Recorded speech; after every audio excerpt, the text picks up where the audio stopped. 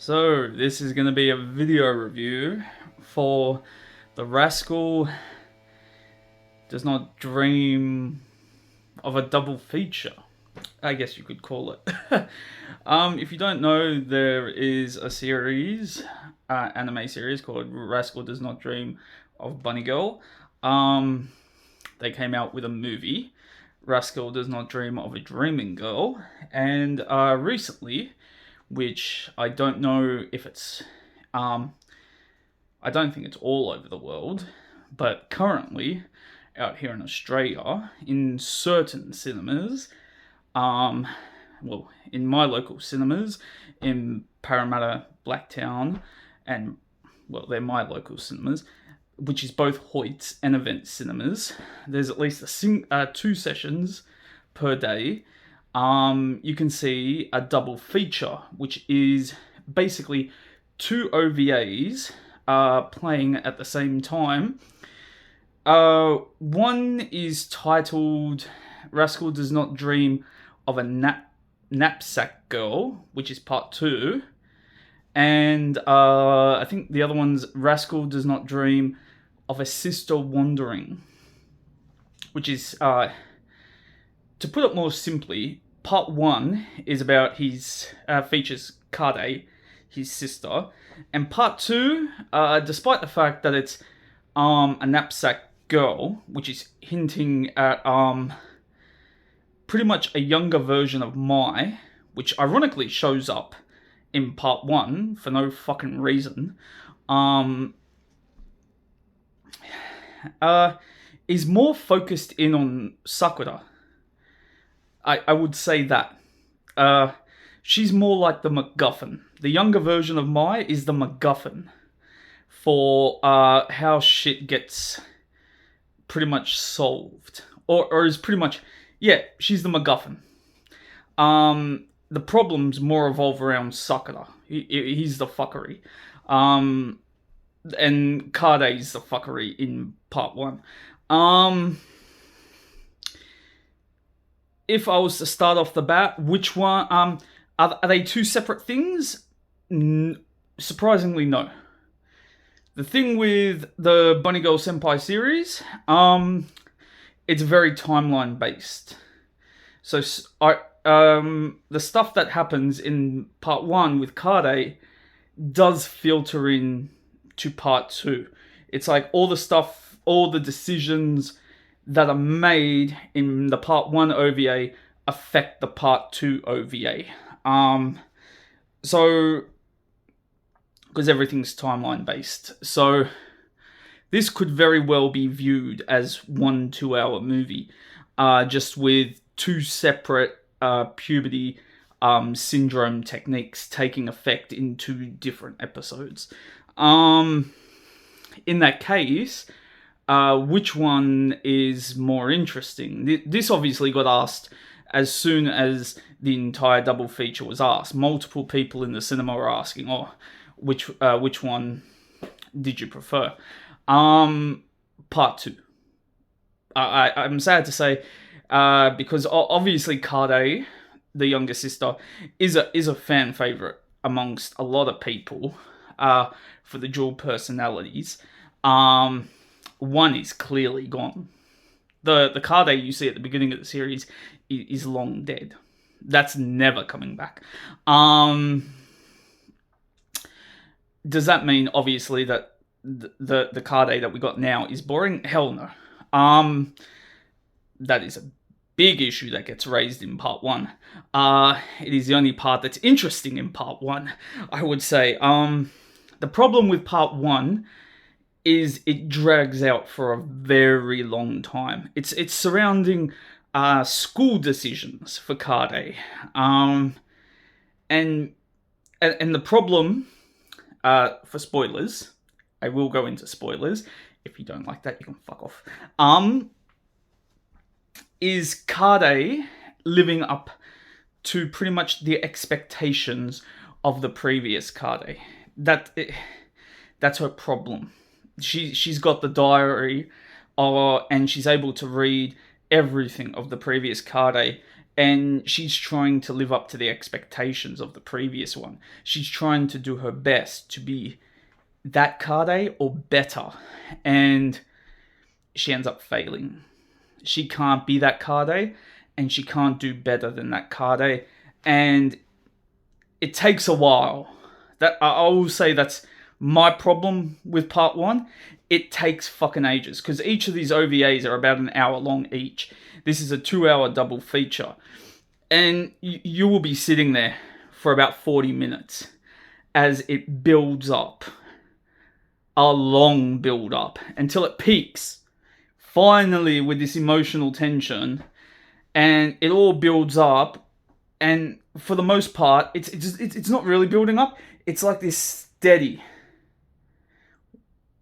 information drop of what she's doing, and there isn't this much tension. And then all of a sudden, it just goes boom. It goes from like this constant 6 out of 10, and then it just spikes at a fucking 9 out of 10, and all of a sudden, you get stabbed in the fucking heart, and you're staring at the screen, and Sakura and Kade are fucking emotionally fucking grabbing you by the fucking heart, and you friggin' lose it.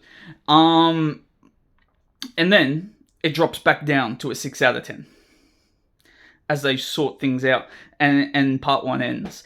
And you just feel like if it wasn't for that one moment, and it's maybe 5 to 7 minute little arc that gets solved relatively fast, you wouldn't really give a shit about part one. It felt like, for the most part, it felt like a giant propaganda OVA for online schooling over public schooling. For the most part, it felt that way until you get to the very end of the OVA, and the one person they're talking to from Sweet Bullet, which is the band that my sister is a part of, and one of the members does online schooling, and while they're talking about the positives of it that would apply to Kade, she actually says, oh, it suits some people and it doesn't suit other people.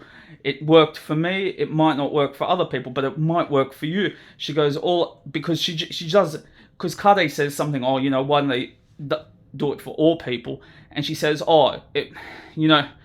before she got into the band or something, she just goes, I enjoyed both, she goes, before I was in the band, I enjoyed my time in like normal public schools, but I enjoy my time on online schools as well.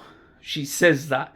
And that kind of calmed me down about this being just one giant online propaganda fucking thing about, the future is online schooling and we should just get rid of, because the way the whole OVA was going, I was just like, yeah, let's just knock down fucking public and private schools and everything should just be online, because that's how it fucking, for 40 minutes, that's how it fucking felt like.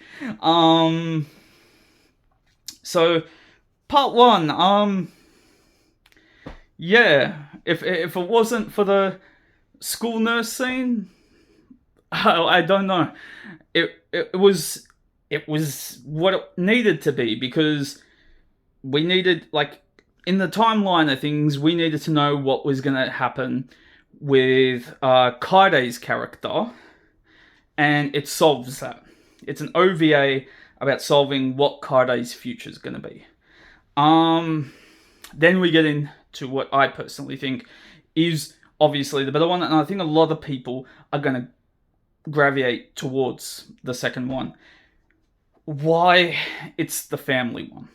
It's not only the Sakura one, but it has to do with the father, it has to do with the mother, it has to do, and there's a part of me that thinks, after you watch it, because obviously, they get invited, or it's like, bring Kade to see the mother, and it's obviously Sakura and Kade visiting their mum after she's been hospitalized, and she's getting better, so she can see her kids and everything. They're finally reunited, everything's going well, and they're talking about, or after she's getting better and better, they can be reunited as a family and maybe live together. So obviously something goes wrong. We witness puberty syndrome again.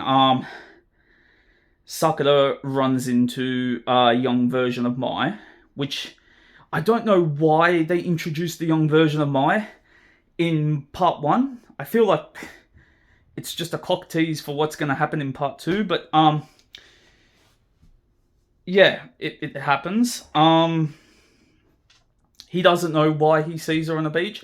He mentions it to Mai. She has no fucking idea. She can't see her. So this is primarily a him-focused thing. And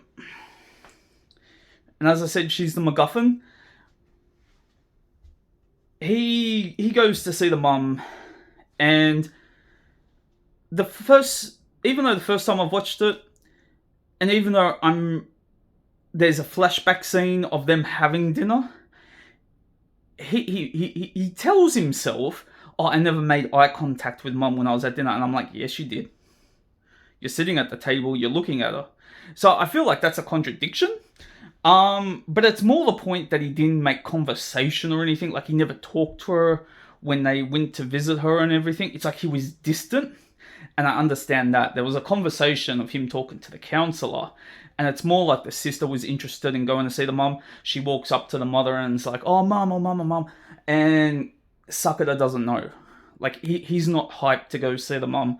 Because from his perception, and I've had time to think on this, I'm like, his dad really used him as a crutch when his mum got ill.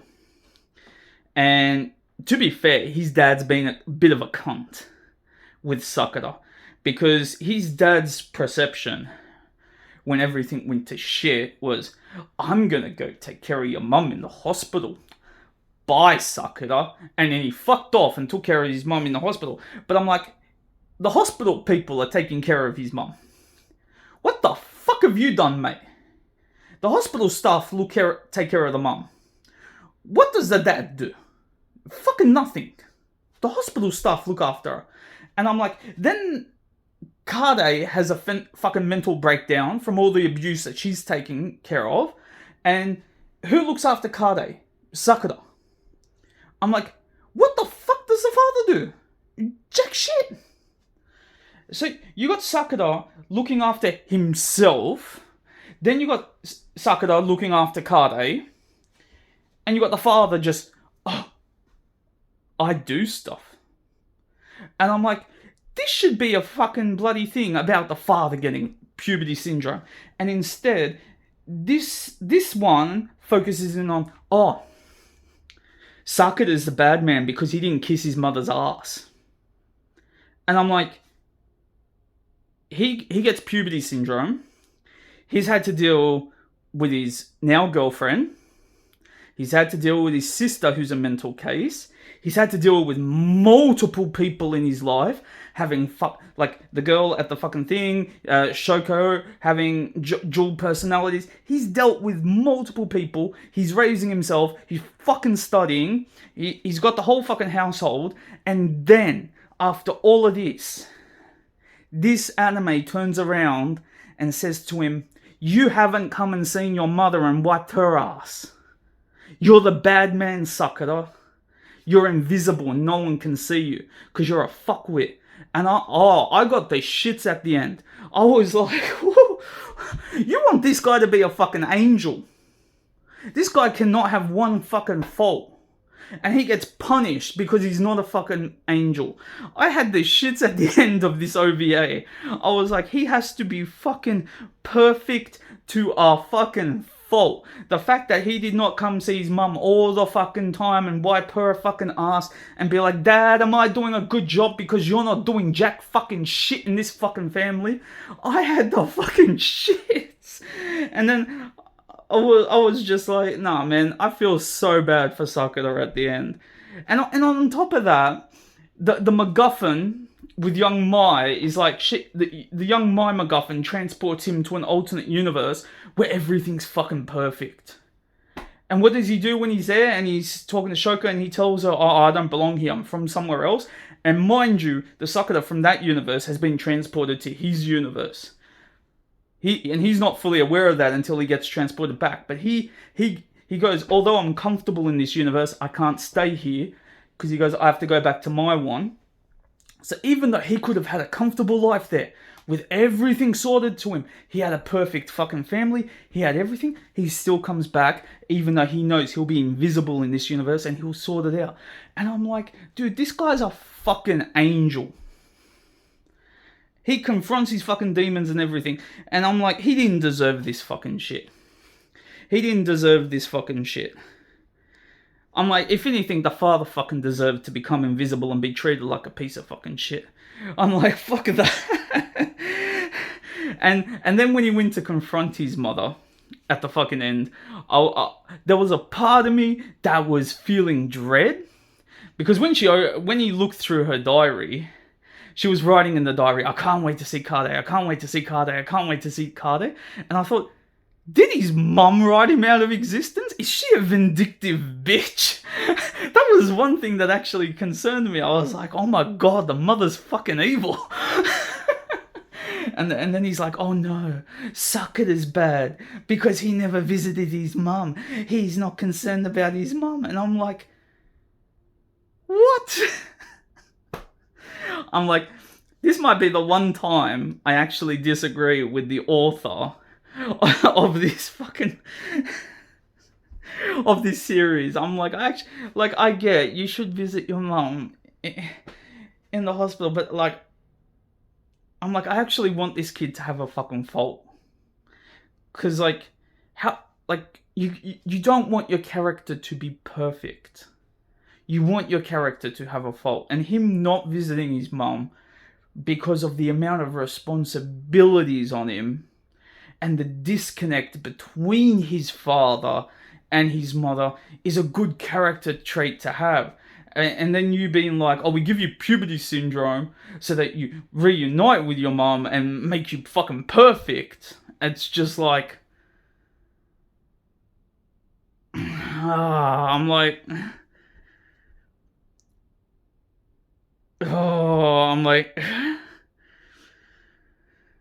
it's like punishing you to make you learn your lesson when you were already on your way to fixing your relationship.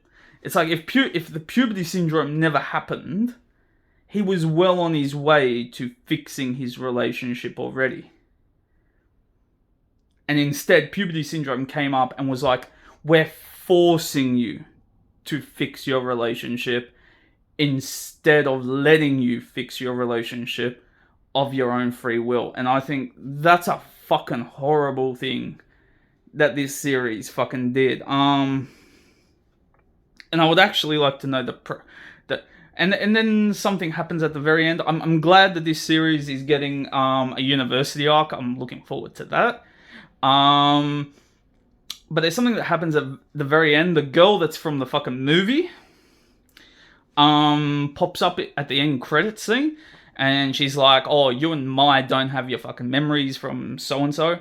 And he's like, yeah, we don't have our fucking memories from so-and-so. And she goes, well, I do, blah, blah, blah. And she goes, oh, in all the fucking possible futures, blah, blah, blah, blah, blah. This chick, and from the OVA part 1 and 2, you'll notice that both Mai and Kade are listening to this female band singer. Mai's listening to it because someone at work told her to listen to it, and Kade's listening to it because Mai told her to listen to it. And basically, the young girl bloody comes over and says, in all the possible futures that I got memories from, this bitch doesn't exist. And that's, I think, alluding to what's going to come up next, is that this bitch is an anomaly and should not exist, and yet she's famous now. And that's going into the university arc. Mai's graduated and is going to university, and Sakura is basically studying to get accepted into university. So what would I give him overall? Part 1 with Kade, a 7. Mainly, I give it high for that for the big reveal, but I give it low for the rest of it. So I think that's easing it out of 7. And the second one, I give that like an 8.5. I reckon, like, I was deep in it. I saw people sitting out, like, almost standing up, like, on the edge of their seats for the second one. Like, it was really fucking good. And like, staying at the, like, no one left the cinema throughout the whole fucking credits. And despite the fact that this is not a well-known despite the fact that this is not a well-known anime, cinema was packed to the fucking brim, and I'm gonna leave it at that.